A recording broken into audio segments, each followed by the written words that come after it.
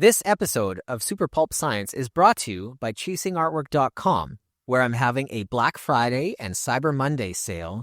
So if you want some free shipping and there's a buy two, get one free deal going on, head over to ChasingArtwork.com.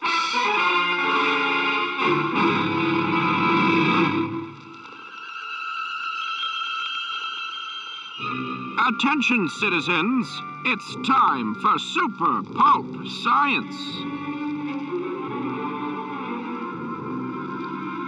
This is Super Pulp Science, where we talk about how genre gets made. I'm GMV Kamichuk. You sounded like you weren't sure for a second. I forgot who I was. It's been a week. I am here with my long-suffering co-host, Justin Curry. He is known the world over as Chasing Artwork, and that is one of the topics of our discussion today. I've been told just moments ago that we're going to be talking about personal branding, and this is because Dan also told me he had something he wanted to talk about. So really, dear listener, I am just a hostage on this show. Yeah, you came in late and we figured this out before you got here. Yes. That's right. Thank you, Justin, this week for coming in and speaking to my students. Justin came in and talked to the graphic design students, the program that he is a graduate from, and talked to them about how he developed his personal brand, i.e. Chasing Artwork. And this is at the Red River Polytechnic, speaking of personal Red brand. River College Polytechnic. We haven't dropped college yet. Come on. Speaking of personal brands, let's get it together, college. Oh, no, I know. I had that conversation with myself because nobody asked me, but they branded. And I'm like, they got to drop the college, but they will. They'll eventually, it'll just be Red River Polytechnic. But for now, they have this kind of weird bridge brand. But anyway, Justin came to the college to talk about his brand. And I have an assignment right now where the students are all kind of developing their own personal brand. So the idea is like, come up with something that encapsulates who you are as a designer is really the assignment I've given them. So I thought I'd bring in Justin as a designer and as an artist who has successfully created a personal brand and talk to them about what he did. Yeah. And that was, well, he did it twice in a row. He had to do two classes because I have them back to back. So, and it wasn't exact same both times, but it was still pretty good, pretty consistent. I thought you did a good job. It was pretty great. Whenever I got a little derailed, I just would point at Dan and tell him to ask me a question, and then he'd get me back on. Oh, that's amazing. Like Kickstarter. Talk about Kickstarter. Okay, Kickstarter. And he just talks about Kickstarter for 10 minutes. Talk about this. Okay. And he just, because we've done this so much. We've done this podcast so much. Right. This was very natural for us to be talking about this stuff. Well, and this speaks to experience in general. You know, a lot of people who do guest speaking don't mind being told 7 minutes before they have to do a talk that they're doing a talk, so long as there's a moderator. I gave him more notice than that. Yeah, but I'm just saying, right? This. You know, you, me, or, you know, all three of us really could go into those rooms. And if there was a moderator feeding us the appropriate question so that it was relevant to the group, we would have no trouble speaking to a very large group with very little necessary preparation. No PowerPoints. That's the real key.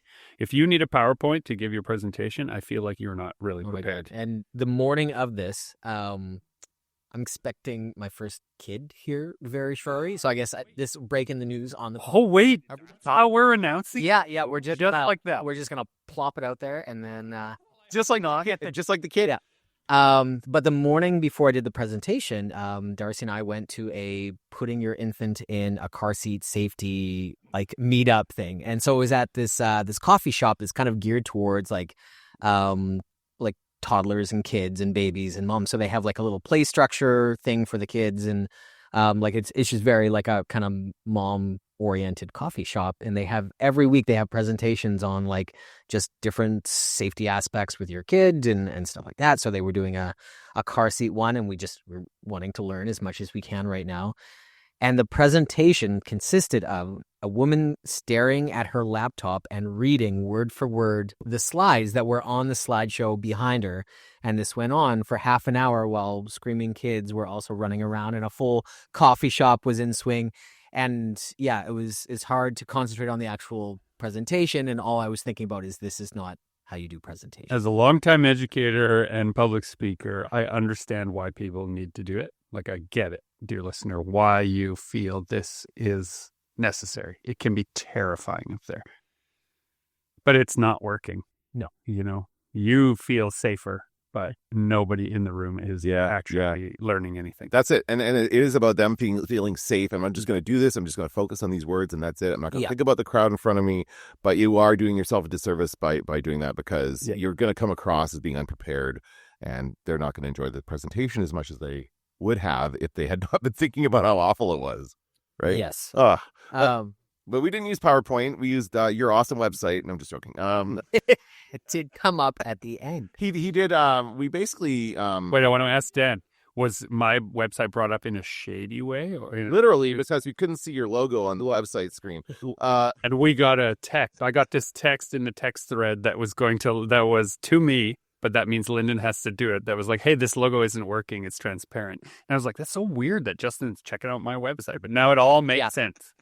And the end of it, you did have slides. So you basically, Justin puts up slides and has them run behind him, kind of like on automatic. And every once in a while, you'd stop it and point to something and talk about it. I think that worked really well, actually, because right here, this is where we've talked. And then you kind of just stop and you talk about that, whatever that project was. You made a point of talking about spark chasers. I'm just really excited about it. Yeah. So that, but he talked about that process quite a bit, and the isometric design of it and all that other stuff. And so, I mean, it was a great talk. It really, I think, it does inspire students to see you out there doing this, to know that they could do it as well. It's a possibility for them, and to show them another possibility than just going to work for the man, right? Which is like what honestly, it's what college is all about. But I think it's important, like the amount of things that I kind of took from the work environments that, like, at the graphic design place, and then I worked in video games as well, just kind of, seeing how a big functioning company operates and seeing what works and what doesn't, and how things are just kind of how it functions, being able to take that and then apply it to your own company. I think I needed that. I don't think it would have been good for me to go straight from college to running my own show. Right. You made a point of saying that during your talk. Like, you talk about your journey as far as working for the video game company and doing all those logos and all that stuff, and kind of growing as a designer and then becoming the artist. So. And I remember like getting these kind of chats in college a lot, and I think it's kind of, everybody comes in with such a established style and their niche, right? They figured out their thing, and they're talking to all these kids, and like me included back in the day, of like not knowing what their niche is, not knowing what their style is, not knowing what you mean, like the audience doesn't yet. The audience, they don't have that figured out yet, and it was something that was always on my mind of like, what is my style? What is my thing? What is my niche going to be? And then having these people just kind of talk about how they found theirs. For the ease of this discussion, let's call all of that your body of work. Your portfolio? You need a body of work before you know what these are students who are just starting. Exactly my point. Yeah. Right. And so a student, of course, doesn't have a body of work. They have a portfolio of assignments they were told to do. Yeah. It doesn't really reflect what they want or what they're capable of or what their interests are. And even like they're young, they don't, even their visual style is like fledgling. Like most of them will have none of that really figured out yet. It's developing. Which is what school is for. Don't get me wrong. Like, that sounded shady, but I actually think that's you got to try all the. This is where they're at right now, and they're trying to explore things. And so I think it's a good assignment for them just to kind of explore who they are, to determine what they want in their career at this point, because there's a lot of different directions they can go in a lot of different companies. Some of them, I mean, you're speaking in terms of like selling your artwork at conventions, which didn't exist when I was in college. Exactly, but also to this degree. Also, a lot of people won't do that. Some of them might just decide to make things on Etsy and sell them, or they might decide to be like a one-person design shop just doing logos and things for freelance clients. They might decide to use their brand in a different way. But the point is, you came up with the brand, and I like the discussion around, like, I liked it when you said that you started off as the art of Justin Curry for a while, just because you didn't know what else to call yourself, and then you had to come up with a different name to differentiate yourself from everybody else that was saying the art of blah blah blah, whatever. Like that was everybody, right? So you came up with Chasing Artwork to make yourself different from everyone, and that's what works. Am I wrong? This goes into the Wayback Machine, but didn't Chasing Artwork kind of come up in a way by accident because of a username? I always wanted to be Chasing Artwork, but for a brief period in time, I was Chase Artwork because Chasing Artwork was taken on DeviantArt. Right. And then eventually that artist, I don't think they ever really posted anything. They disappeared, and so I was able to get the username back. But the name, just for in case this is somebody's first episode, I go by the handle Chasing Artwork, because I always liked with illustration, you can see your visual progression of skill. At the first page of your sketchbook versus the final page of your sketchbook, there is a huge transition in the things you've learned and how much better you've gotten. So the idea that you're always chasing better pieces and you never get there, you never arrive, you're always chasing that better one. It's always going to be the next one and then the next one. And then I also like whales and Moby Dick. So my logo is this little white whale that's jumping out of the water. And so it's kind of a reference to chasing your obsession as well. You know, Mr. Dick never did get that whale. No, the whale was Moby Dick. Yeah. Or yeah. Yeah, he's not Mr. Ahab. You're thinking of a different book. I don't have time for this. Oh, hey, I'm sorry. I didn't mean to interrupt your little quest. Captain Ahab has to go hunt his whale. If you're doing some public speaking, we've said don't read off the slideshow. One of the things you can do absolutely is take some of the things you've done that you maybe don't even know how to talk about. This is something that Justin and I do pretty regularly. We have a file folder full of stuff that we've done that's interesting, that we think is interesting, whether other people do or not. And then if we have to give a sudden talk, we just roll that as a loop behind us so that there's a bunch of visual distractions. So if a person is tuning you out, they're at least absorbing some other stuff. And so what that does is it draws people attention to the stage and to what you're talking about a little bit without you droning on. So that's like, I think, point one from what you're talking about, which comes from experience, not from branding. And then the other thing that I think is I'd like to ask you some questions about as you're going through this chasing artwork thing. I've known Justin for a number of years, but obviously there was a time I didn't know him before he was chasing. You were already chasing artwork when I came across you. Yeah. Right? You were just sort of at the beginning of, this is how I'm going to steer the ship. Mm-hmm. But it was a number of things that happened to you that allowed you to sort of, I guess what I want to talk about is the ways in which you were lucky. I know all the ways in which you're a hard worker, so don't worry. I'll happily shine light on those things after. But let's talk about some of the ways in which you were lucky, like the brand you wanted wasn't available on the platform, and then it was. What are some of the ways in which you were lucky that the brand stuck? That to you, when you look back at it, it's still a bit of a surprise. Like, oh, hey, that worked. That was not part of a plan, which I think the reason I'm doing this and you're giving me that look like, I don't know if I want. I'm not sure, what you're trying to get out of me here. This is what I want. I can happily list all the ways in which you're showing up every day, you're doing the work, you're hustling in and around the margins of your regular job led to chasing artwork having enough of a body of work that it could be something.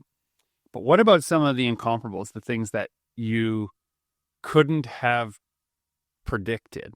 Okay, I've got one. Right, that went into that development. So I like telling this story, and I think I brought it up in both presentations. When I was working as a graphic designer, I really liked doing logos and stuff, but a lot of it was like brochures, and we did a lot of work for like the Podorthic Society, which foot doctors, right? Like, so some really dry projects were like my day-to-day.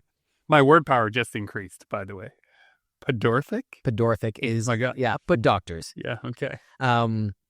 So what I love about Adobe Illustrator is it's this big endless canvas. You don't just have an 8.5 by 11 square that you're drawing in or whatever. It goes and goes and goes.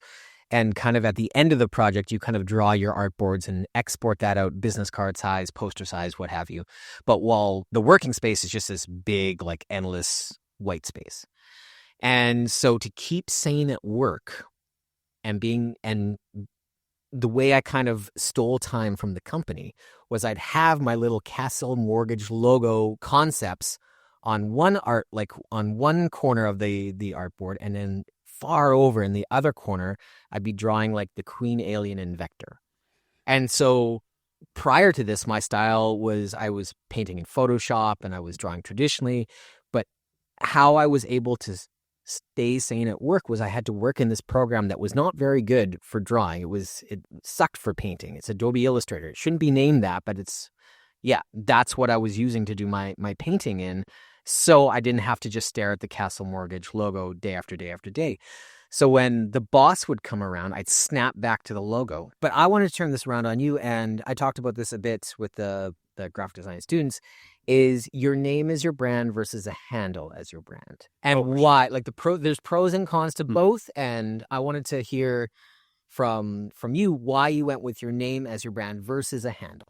Well, I've seen all kinds of arguments for why it's important to have a logo, why it's important to have a name, a handle, like you say, something that people can get a grip on, which is where the term comes from.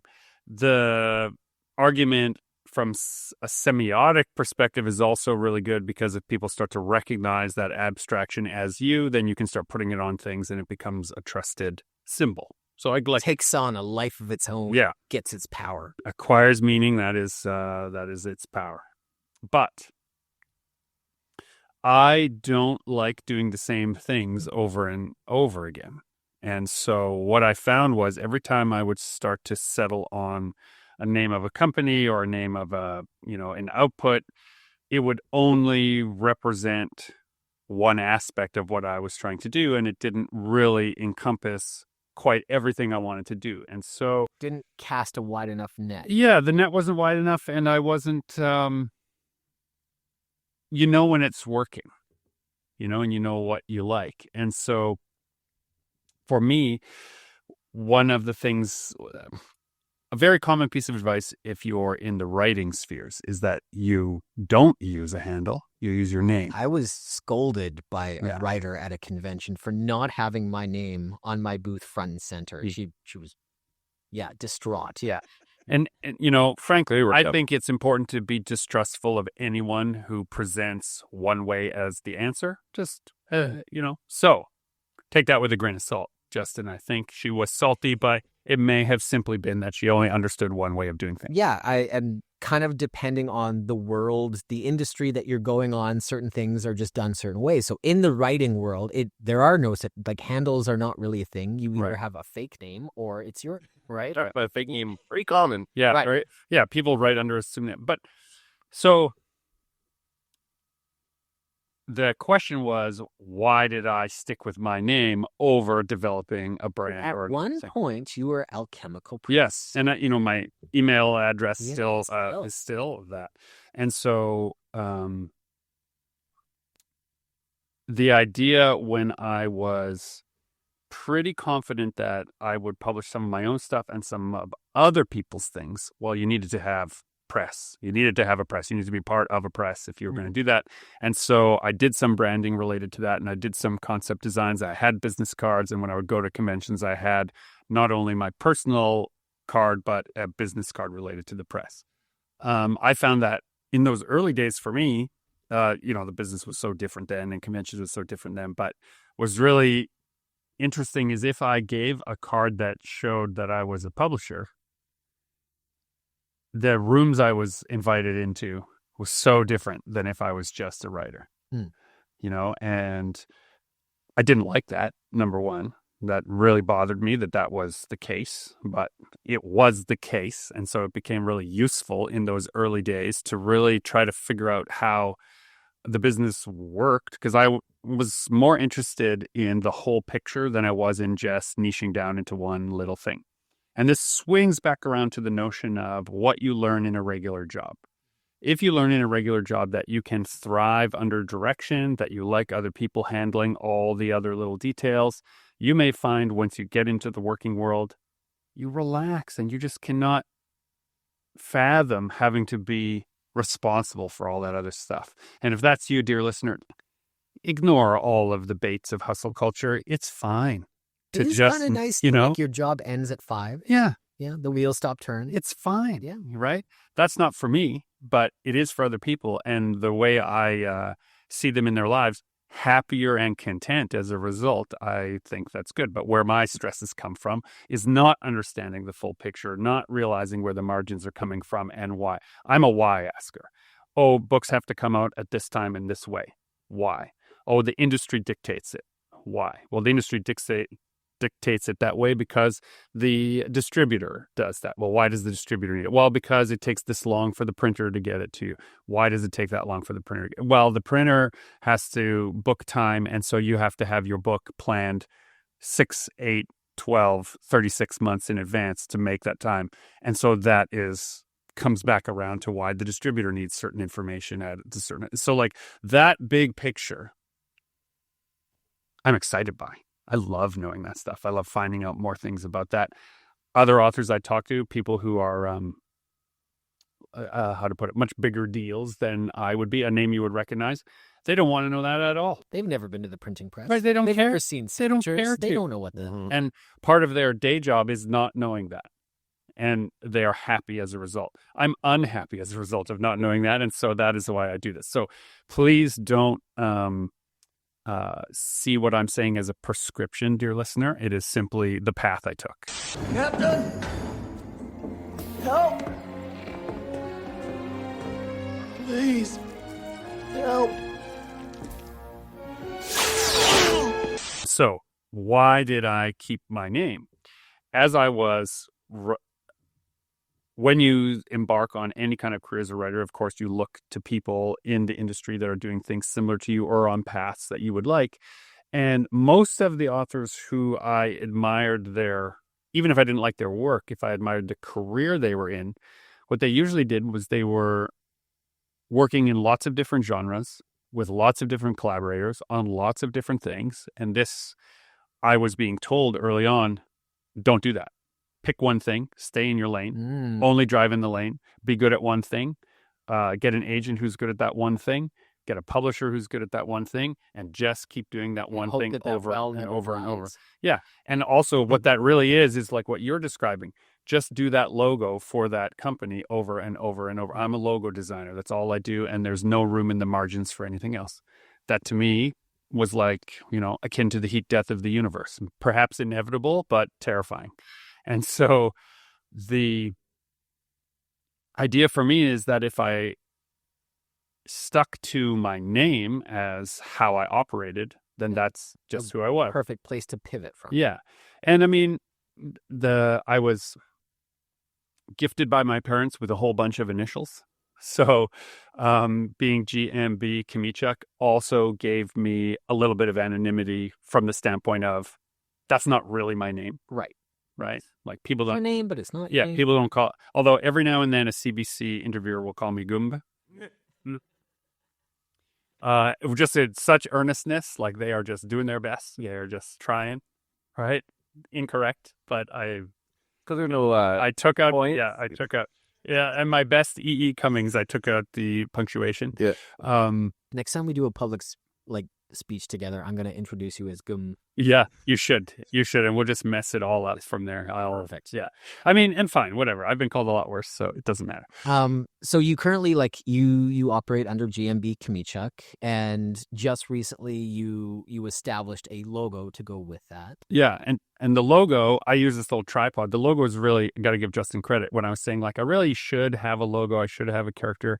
What should it be? I'm a little bit obsessed with tripods. I'm too obsessed with these really nichey things. And Justin was just like, well, that's what you do then. You don't justify it to anyone else. Just pick it. Just make a cute little tripod logo. And I was like, obviously, say no. Right? Don't tell me what to do. This is my idea. Did it. And then immediately started sketching little tripods, cute little tripods. And it's like, God darn, okay, fine. I remember we were at a craft sale at the Assiniboine Downs. It was like a slower show, so it was perfect incubator for coming up with grand ideas. You got to find that piece of paper, cardboard, book or cardboard, yeah. Yeah. Where it all started. So, and then why the tripod? Obviously, I really like the work of H.G. Wells. I borrowed from H.G. Wells pretty heavily for elements of Midnight City, which became a very recognizable brand element for the work that I do. Pulp era and Golden Age characters versus H.P. Lovecraft and H.G. Wells monsters. This kind of was a big project for me, this Midnight City project. And it's the one that people recognize the most at shows. And so right now my booth is branded around all of that World War weird pulpy stuff, but it won't stay that way forever.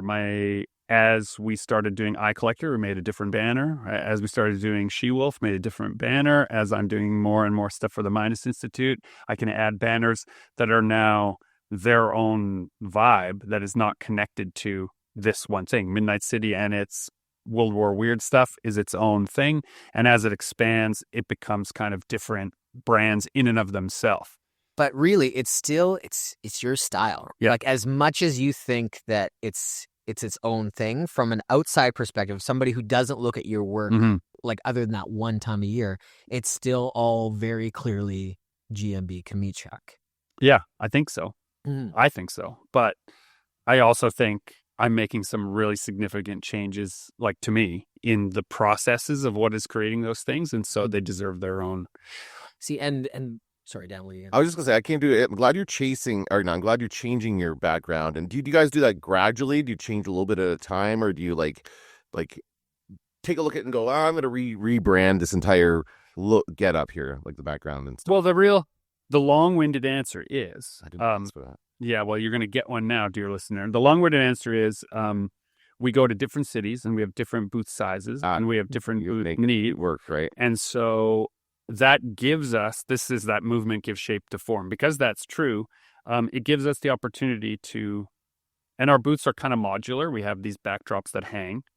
And so anytime you want, you can kind of experiment and say, I'm going to change this 6 foot by 12 foot or by 20 foot section of the booth without sacrificing all the other work you did to build up the brand. So you just can add pieces into that. Yeah. What occurred to me the other day, I was taking the bus home and I saw that they were renovating the Canadian Tire near my house.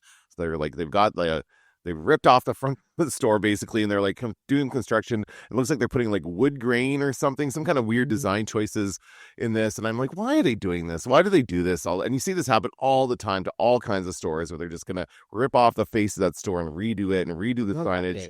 They gotta make it look different because otherwise people won't notice it. Once they start to get used to it, they won't notice it anymore. It doesn't stand out. So they completely redo the front of the store. And they do that on a regular basis to a lot of different places. There's another reason for that. That is all the reasons that you just said about brand update and all that is absolutely true. But those huge companies can refinance based on leasehold improvement. Oh, there you go. This is a big way for companies with large assets to move where the debt is and why it exists. Oh, okay. Interesting. Right. And so, we just made this huge improvement to our facility, shareholders. And so that's where all that money went, which is true. That is where the money went. But that gives them the ability to write down lots of different other kinds of things. They just redid the Safeway in my area. Like they always they're constantly redoing these stores and stuff. So that's interesting. Yes. You said something interesting during your talk in that this is something you were taught as a student. You said that be consistent with your brand, keep the brand. Unless you want to burn it to the ground and get rid of it completely, you're going to stay chasing artwork. Yes. Right. And you keep it consistent. You might redo your logo or something, but it's still going to be a whale. Yep. Right. That kind of stuff. Like you have to be consistent, even if you don't think it's working. Especially as like an artist and a designer, you get bored with looking at the same thing over and over again. And so you want to update it. You want to change it. You want to revise it. But it was, drilled into me early on that like you stare at this thing a lot more than everybody else, right? You're going to be looking at this logo 100 times more than everybody else. So you might be sick of it, but for somebody else, they're only seeing it maybe once, twice a year. And so keeping it consistent is more important than you realize. I heard the story of, I think it was Manitoba Hydro or it was bigger than that. It was like the Trans-Canada Highway Company, this big corporation that does all the signage of all the roads in Canada, right? So they have a lot of moving pieces. They have a very large head office that makes all these things. And they had a junior designer came in, and this is kind of the earlier days of networks and computers and file sharing. And this junior designer thought he had good ideas of what to do to the Trans-Canada logo. And so he tweaked the master file and he changed it.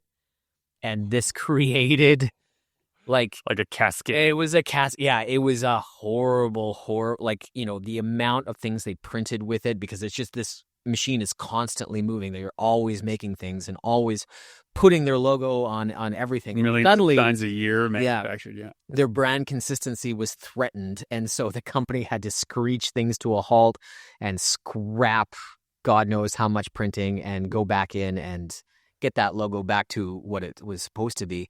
So stories like that, and then just seeing year after year people not recognizing me, not recognizing my face, but recognizing the logo and recognizing the little whale is so cool. And it takes a long time to get that. You gotta really stick with that consistency, put your logo on as many things as it makes sense to do. Brand as many things as you can. I have like little mailer boxes that have my logo on it now, anybody who buys from me at a convention has a bag with my logo on it. And now they're a walking billboard for me at conventions. So just all those things that we heard about in graphic design, I'm seeing working in the real world, and I think in it's a tangible way. Really important to point out to anybody who's new or starting, or a student that has listened to your talk and now is listening to this, right? All those things happened a little at a time. Mm-hmm. Every big branding company will tell you need all of that all at once right away. And if you're just starting out, you look at the price tag related to that and you're like, oh, well, no one can ever do this unless you're rich. Well, no, you can go a little at a time. It started as one banner, Yeah, with the new logo on it. Yeah. And then it's 2, and then it's a mailer, and then a business card, and then it's, it just goes a little at a time, and you keep doing what works, I think. And I think also when we're talking about personal brand, it's really important, not just for the brand, but for your own self-worth, to have it connected to something important and personal. So like the whale in your case, right? That chasing that idea, for me, that tripod is more than just the H.G. Wells thing. I think of myself as a creative person who does 3 things. I have words, pictures, and ideas, and those are the 3 things I stand on every day. I'm going to use them to destroy the earth. Right, that's right. And destroy people's expectations, right? This is the idea, it is a little bit of an invulnerable monster if you can use, as a single person, words, pictures, and ideas to express yourself. And you people, you're all astronauts on some kind of Star Trek.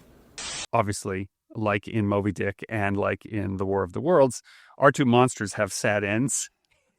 So I'm not sure what that will mean for us. But it's more about the journey. More about the journey. And lately, what I have found is by not...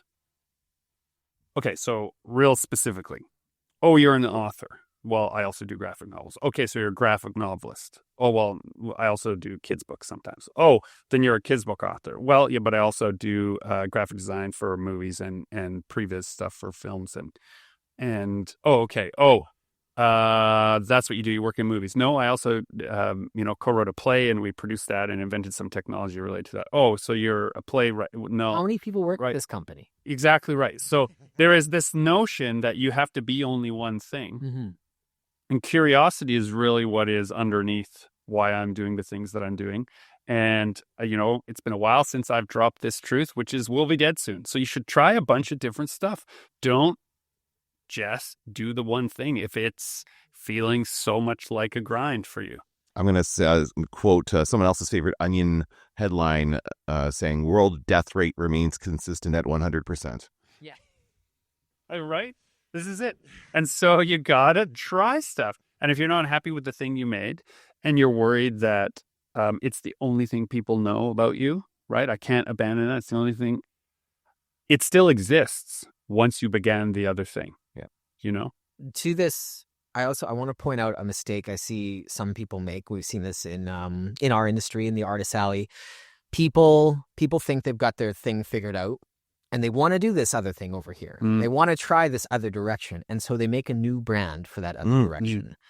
And I've never seen that work well, because from an outside perspective, it's still very clear to me and the audience as well that that's still that same artist. So why is this a different name now? So is your criticism of the notion of like, I'm not separating my ideas as clearly as I think I am, because from the outside, people can see that it's this goes back to you stare at your work right. all day, every day. You think about it nonstop. So you think this is a big departure for you. But I'm telling you, from that outside perspective, people can still very clearly tell that this is you doing these 2 things. So what would you have to say about the notion of books as worlds? One of the reasons why it's prevalent in publishing for the author to use their name as the brand is because the product is the book and not the author.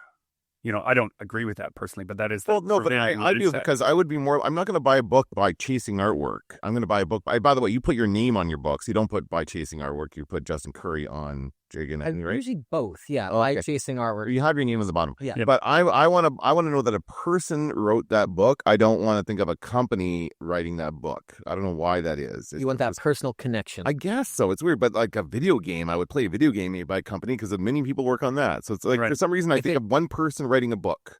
authorship. Yeah, video game by one guy. You kind of think like, well, no, it's not. It's by, It's got to be more than one. but Miyazaki, right? Like, Yeah. he's behind the movies, but there's hundreds of people that put their sweat and tears into that. Yeah, it's true, but his is the name we say. That grumpy old man. Oh, my goodness.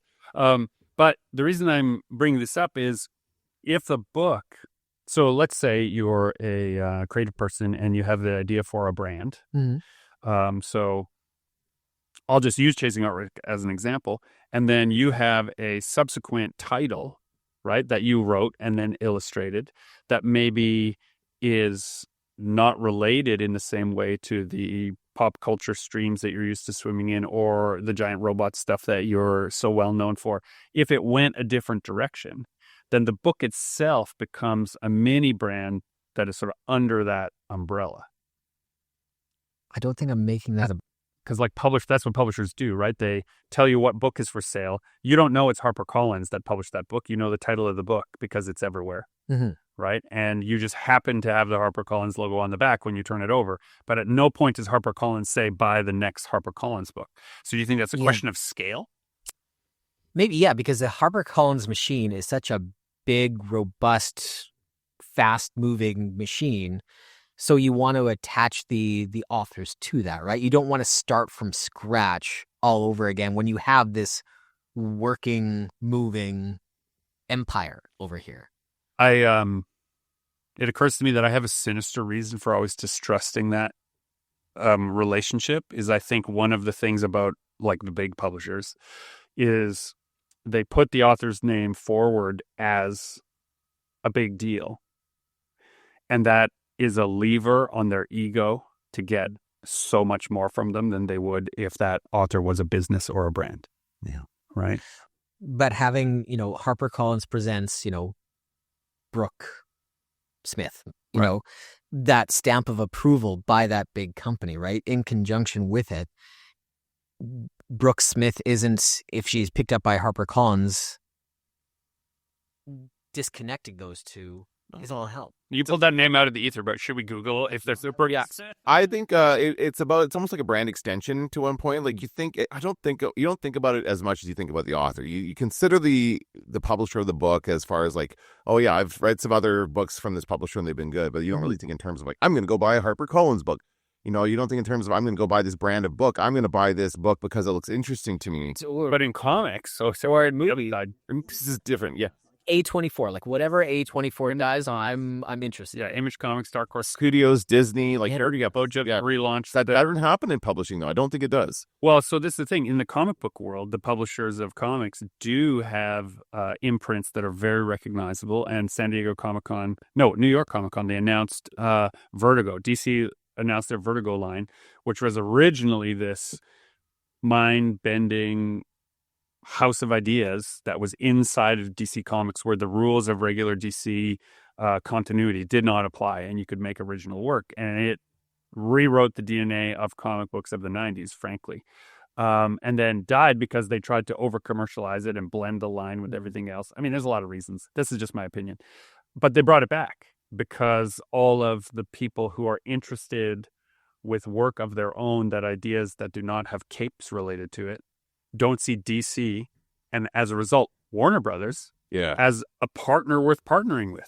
Right. And isn't that crazy? Yeah, and it's interesting that you mentioned Warner Brothers because I'm starting to think of them as being the same thing. Yeah. Honestly, like I know that, it's comics and movies, two different things, but it's like the same characters, same properties that were. And we're in this interesting place right now where one brand assumes another without any, like I don't think of Marvel movies anymore. I think of Disney movies. Disney movies, yeah. Right. And I don't think of Star Wars as its own brand. It's a Disney movie. Yeah.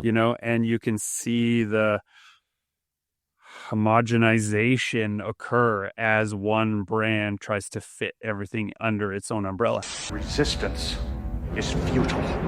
The scale here really skews things, right? Like just little dudes in a race. Yes. Like if I were to keel over tomorrow, like Chasing Artwork kind of stops, right? These are companies that will. For those of us who have access to your Dropbox, be in touch. So when I talk about like, don't make these little sub brands, I'm talking from like as a personal artist, the that every once in a while you get that like urge to like kind of start from scratch and start this other little side company, this other little hustle, like, well, let's see what this, and making its own thing. I think that's a bad idea. Yeah. So if we zoom in though, let's Yes. zoom back to our own scale, which is like a couple of people, an idea, access to a printer, access to some graphic designers. You're making a product of your own. You've gone out on the road and with your own blood, sweat, tears, labor, you've brought that to people. So at that scale, I think you're right that if you immediately, like if you have another idea and you try to make it its own brand, you're dividing the most important asset you've got. You've just diluted everything, your attention, your passion, your everything.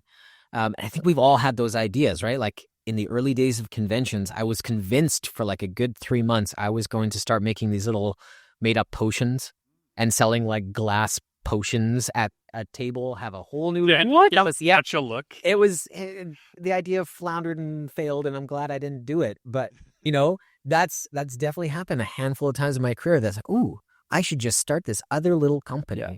And I mean, it's a cool idea. So if you're out there, dear listener, it's like potion bottles with cool branding. That's it's been done. I'm sure someone and I've seen versions of it since, like things like that. It was not a bad idea. It'll be a glass blower. But you know, movement giving shape to form. Suddenly, now how are you going to get all this glass? Yes, right. Right. Shifting concerns. That is not viable for someone at our scale, and scale is important, right? So when someone, we pretty regularly meet people with very big ambitions to be the next Pokemon, the next, you know, Star Wars toy company, whatever it is. They have no idea how anything works, and they're just convinced that they're just going to make money at it right away. And they're just going to copy homework from like, you know, what is it? Like companies, usually the first mover, it's good to be the first mover to kind of discover that niche, that thing that people want. You're meeting that need. And then usually somebody bigger with deeper pocket comes along, sees what you're doing, and then copies your homework and puts more money in it, puts a twist on it. You know, they're usually that second mover a lot of times is the one that sticks around. There's so a layer to this conversation that I think is important, and if we try to tie it back to you know, branding, me personally, just as a disclaimer, I hate the notion of branding in general. I understand its power. I know about semiotics. I study it nonstop. I make all kinds of work related to its use. But the modern discussion around branding is like fan fiction about other source material. Like everyone has just the basic surface understanding that they've learned from 1-minute videos about what a brand is, and they've never tried to create an image and then distribute it tens of thousands of times, right? They just believe it's easy, and if you just do these 5 easy steps, and you won't believe what number 5 really is, right? But it's gotten crazy. The personal brand, I was doing all kinds of research for my students on this and looking for different things. This is what I was like. I found a bunch of videos similar to what you're talking about. That's when I just decided to ask Justin to come in and talk to them. Yeah. So, but just get a real person to talk to them. But one of the ones I found was actually a really good video. It's an hour-long video, and it's just a guy who's just done really well for himself at personal branding. He knows a lot about it. He's discussed it a lot. Just talking about what it's like to live in this world and how it started off being like, okay, we're producing a product. Now we have to identify this product. Now someone else is producing the exact same kind of product as us. Now we have to tap the table. Sorry. Damn it. I can tap it if I want. Someone else is producing the exact same product as us. Now we have to differentiate ourselves, and now we have to be better than that other product, right? So now we have to, we're competing against, and it's just gotten crazy now with all these different brands and categories and everything. So the analogy I like to think about is people talk about, when it takes off, when the brand takes off, it's going to be so fast when it takes off. Okay, well, that term comes from airplanes, right? When airplanes take off, yeah, it's fast, but you got to build the airplane. Do you know how to build an airplane? No, you don't. No. Right? You're watching an airplane lift off from the runway and you're going, oh, it's so fast. It all happens so fast. And you believe that watching an airplane take off from the runway is the equivalent of understanding how an airplane works. And it is not that is what we're talking about. Like when you bring Justin in, it's the mechanic. Yeah. It's the designer. It's the person who is flying the thing, who is talking about all the different things that you're doing. And in a creative life, you're building the airplane while you're flying it. Wow. It is also all happening at the same time. And a lot of people who are talking in a business brand world will talk about, business really only falls into two categories. You're selling what somebody can't do, or something that they want, right? And in a creative life, sometimes what you're selling when you're producing a book, we don't intend to sell this. But one of the things we're selling every time we put out a book ourselves, or we put out a book in partnership with a publisher and then support it differently with our own efforts, we're showing people that what they want to do and what they can't do aren't as far apart as they think they are. And I've come to realize over the last few years, just with the number of teachers and people and creative people and producers and things that have come knocking at my door, whether I answer it or not is separate, but the people who come knocking, that's what they see in my brand, is that I am promising, even though I'm not trying to promise it, I'm promising that the space between what they want to do and what they can't do is not as far as they think it is if they just try. And I do believe that, but it's not as simple as just watching the plane take off, And so when they say, oh, will you come and talk to my students? And I say, yes, can I come for a week? They're flabbergasted. They think like, oh, well, you're just going to give us an hour-long talk and that'll be great. And I usually ask for that much time. Almost nobody has that kind of time. And I understand it, and I don't, but as a former educator, if we're going to actually break down the idea, it takes a lot of time. It does, yeah. Right. And I think like a lot of those people you're talking about, the business hat people, they see the brand as just a piece of the company to be created and then sold off at some point. Whereas like our branding, like the Chasing Artwork logo, like I think of as, it's like a family crest. It's like the house emblem. Right. Like it's me and everything that I'm building. It's not just an element of the company to be, built up, shipped off, sold off, right? Absolutely, yeah. But that's the part that you hate. That's the part I hate. That idea, the entrepreneurial mindset, which is I'm building something to sell with inherent value so that I can sell it later at a profit, and I don't actually care what happens to it once it's no longer mine. I just care about the money. Everything you create is an iteration of your brand, right? So you're selling all those things at a profit, all your books and all your products. Yes, but look at, and here we're going macro now. We're going big scale, right? Look at George Lucas sells Star Wars, right? He sells the whole thing, including every possible idea and iteration of that idea, right? Is no longer his. That's what some people are after. To begin with, I mean, he came up with the idea for the movie. Oh, now we got Lyndon. You mentioned Star Wars. You were going to bring Lyndon into the conversation. It's like summoning the dark side. Anyway, Isn't George Lucas now also the largest shareholder of Disney? Yeah, is he really? Yes. Oh, that's interesting. Yeah. So that's what his Star Wars money got him. He's going to come back. He's going to buy the company back, and then he's going to take everyone in. Dear listener, this is a different scale. It's like, we're the herders, and up on Mount Olympus, we're discussing what Zeus and company are doing. We really have no idea how it works at that scale. Assimilate this. It all starts with a thing you made for yourself and you didn't give up on, and that is something that anyone can do. And that is the promise of my quote unquote brand, is that if you have an idea, if you have a story, stories are a very simple technology. They're very easy to put together, and they sort of run, like a perpetual motion machine once they're in the hands of the reader. That potential is unlocked by them. Unfortunately, the downside of that, dear listener, is that the thing you're making, whether it's good or bad, is decided also by the consumer completely without your input. And so you can only make the best thing you can make. And if it doesn't connect with the audience, at least at our scale, then you don't get to make more of it. And so one of the reasons why we pivot so often is sometimes an idea that we're really excited about does all right, but it doesn't really move.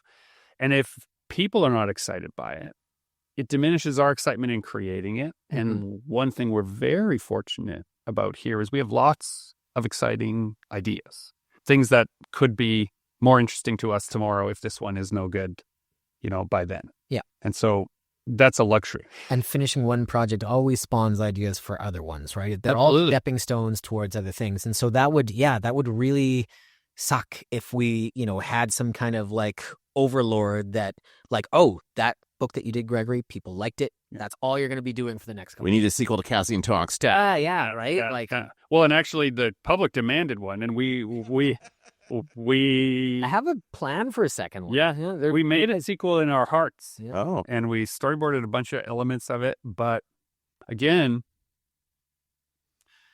it felt, I think, at that time, because also we're early in our career then too, trying to find different ways to express ourselves, different challenges, and we're in a lucky position where the challenge is more important than the result. In a lot of ways, we're just in this nice little cusp where neither of us has gotten so big that it can just dictate back to us what is happening. We can, we may not be big, but we're small. And I actually think that is a real strength in my lifestyle, Yeah. So, and speaking of lifestyle, since this is the podcast where you announced that a little one is on the way, how do you think that's going to affect your relationship with the work? Oh God, I have no idea. Yeah, that's the most healthy answer, I think. I'm always nervous of people who say, oh, it doesn't matter. Right? Yeah. They have no idea what they're getting into. You do, because you have enough people in your life who have kids, and you It's true. Yeah. I also take comfort in a lot of the like my peers that are, first time dads, first time moms. Their outputs definitely it changed, but it didn't go away, right? They some of them it like ramped up to a scary degree. So I'm hoping maybe I fall into that latter camp. We'll see. Yeah, you don't know. You You don't know. Yeah. Right. But it is exciting. So you had joked at one point about announcing. See, this is why I was so surprised that you just like dropped it like this, because you were like, I think I'm going to make a brand announcement where I put the logo up, the little whale with a little baby whale beside it as a way to announce. That is still the plan. That newsletter is halfway built. Oh. Yeah. So I'm going to have like a kind of a final, not like a final, but like my last sale of the year. That newsletter will go out along with that announcement. I've got all my ducks in a row for Lyndon here at the studio to get access to my inventory that's all been pre-signed and pre-drawn and ready to go. So the store will still be running and things will be getting fulfilled, probably actually a bit quicker than usual because Lyndon's now going to be in charge. While I just kind of, make sure that everybody's happy and doing well back at home. For the next couple So if I really wanted to sabotage you, I should try to open as many doors for Lyndon as possible. That's the real way to cause chaos in your life right now. he'd figure it out. He'd be fine. He probably would. He really would. Well, whatever it is that you are attempting to create, I think a very simple thing to take away from this episode is figure out what to call it. Figure out a symbol that represents that, and then use it a lot. And then don't change it either. And then once you start using it, spend a long time with it. And so when you say a long time, real quick, a year, 2 years, 3 years, when is safe to say that you need to change? That you've established? Yeah, or that you got to abandon it. Well, and yeah, in that first year or two, I was talking to Lyndon before the podcast. Like he has a brand with Stephen Call. Yeah, Infinite Studio. But they're still kind of in their infancy. So I was asking, have you guys thought about a rebrand? Would you rebrand? Are you happy with where you're going? Because at this point they could, if they had an idea for a new one, I think there's still time for them to switch it up. Or if they're happy with it, then like just keep reinforcing it at those shows again. Yeah, there's currently, I think, more fans of the Laundrymen than there are of Infinite Studios as a brand, for sure. Yeah. Yeah. I don't know, it takes a while for that studio name to catch on. So maybe it hasn't happened yet. So you can still kind of pivot. So there is kind of a transition period, I think, before it locks in. But once you've been using it for a couple of years, then it's locked in. So there's still hope. If you have if you've made your brand and you're not quite certain yet, just, take some time with it. There's no right answers with that one, I think. There it is. There's no right answer with it.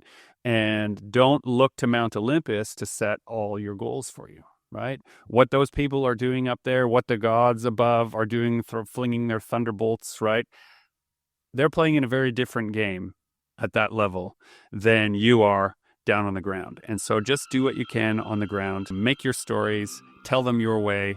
We believe in you. This has been Super Pulp Science. This is Jim B. Kamichek, encouraging you to join the fight and make comics.